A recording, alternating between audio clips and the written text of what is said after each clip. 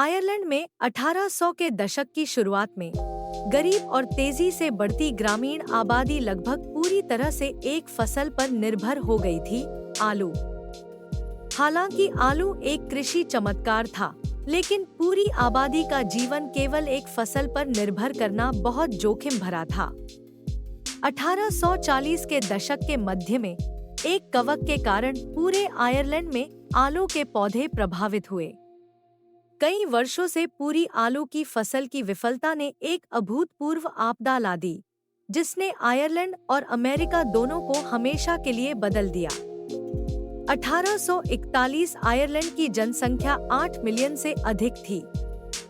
1840 के दशक के अंत में कम से कम 10 लाख लोग भूखमरी और बीमारी से मर गए और 10 लाख अन्य लोग अकाल के दौरान आप्रवासी हो गए।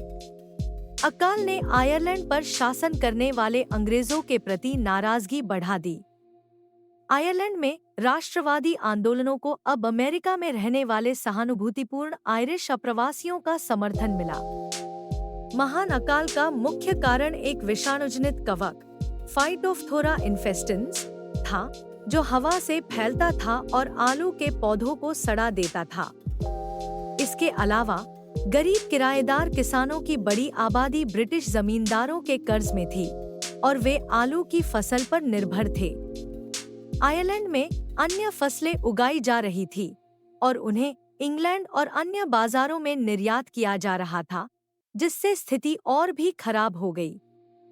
आयरलैंड में आपदा पर ब्रिटिश सरकार की प्रतिक्रिया लंबे समय से विवाद का केंद्र रही है। राहत प्रयास किए गए, लेकिन वे काफी हद तक अप्रभावी रहे। 1990 के दशक में अकाल की 150वीं वर्षगांठ के अवसर पर ब्रिटेन के तत्कालीन प्रधानमंत्री टोनी ब्लेयर ने इंग्लैंड की भूमिका पर खेद व्यक्त किया। महान अकाल के दौरान और बाद में बड़ी संख्या में आयरिश अमेरिका पहुंचे। 1850 तक न्यूयॉर्क शहर की जनसंख्या का 26% आयरिश था। आयरिश अप्रवासियों ने अमेरिकी समाज पर गहरा प्रभाव डाला, विशेष रूप से शहरी केंद्रों में। न्यूयॉर्क में सेंट पैट्रिक कैथेड्रल जैसे स्थलों का निर्माण आयरिश समुदाय की स्थायी उपस्थिति का प्रतीक था।